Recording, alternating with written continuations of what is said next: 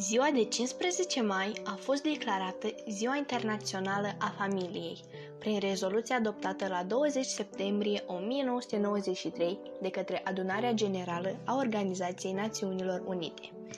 Obiectivul principal al acestei zile este de a accentua importanța familiei și de a promova valorile familiei, cum ar fi egalitatea, dragostea, respectul, împărțirea echitabilă a responsabilităților casnice, combaterea tuturor formelor de violență împotriva femeilor, copiilor și persoanelor în etate.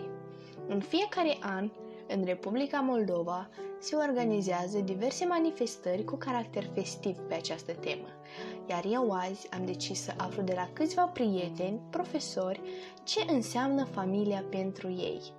Așadar, hai să vedem ce au răspuns ei.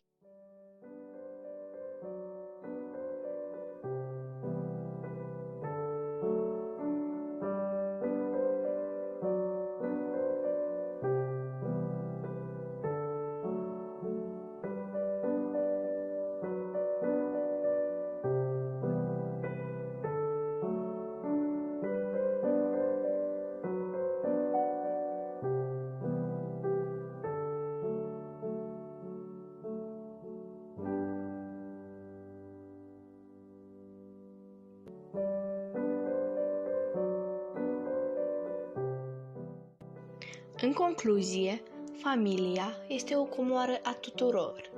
Dar pentru voi, ce înseamnă familia?